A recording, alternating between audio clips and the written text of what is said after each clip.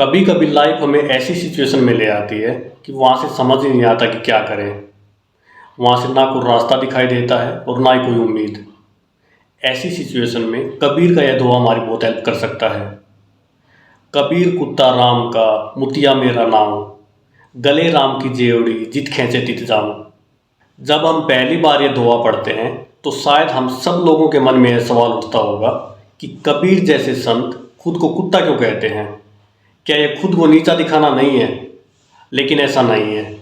कबीर यहाँ पर खुद को कुत्ता बताकर अपने अहंकार को पूरी तरह से शून्य कर देते हैं। यहाँ कुत्ता शब्द अपमानजनक नहीं है, बल्कि यह वफादारी और सौम्य भक्ति का प्रतीक है। आज के दौर में सब मुश्किलों से गुजरते हैं, कहीं नौकरी का दबाव, कहीं पैसों की चिंता, तो कहीं रिश्तों की उलझन। हर आदमी किसी न किसी वजह से परेशान है। तो कबीर हमें इस दोहे में यही सिखाना चाह रहे हैं कि हमें अपने आप को परमात्मा को सौंप देना चाहिए। लेकिन इसका मतलब यह नहीं है कि अगर ईश्वर हमें किसी मुश्किल परिस्थिति में फेंक दे तो हम हाथ पर हाथ रखकर बैठ जाएं कि ईश्वर की यही मर्जी है।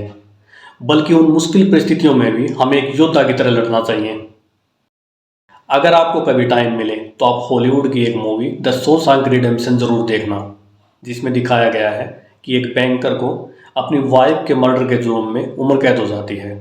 हालांकि उसने अपनी वाइफ का मर्डर नहीं किया था, लेकिन वह बैंकर जेल में एक बार भी इसकी शिकायत नहीं करता और ना ही वहाँ बैठकर रोने धोने लग जाता है, बल्कि वह जिस सिचुएशन में फंस गया था उससे लड़ने और उससे बाहर निकलने का रास्ता निकाल लेता है।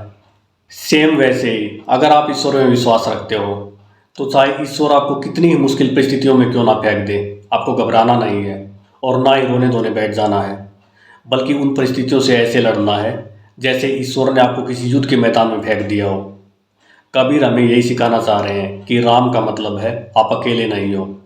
जैसे अंधेरी रात में कोई हाथ पकड़ ले और बिना कुछ कहे बस साथ चलने लगे, कबीर उसी हाथ को राम कहते हैं।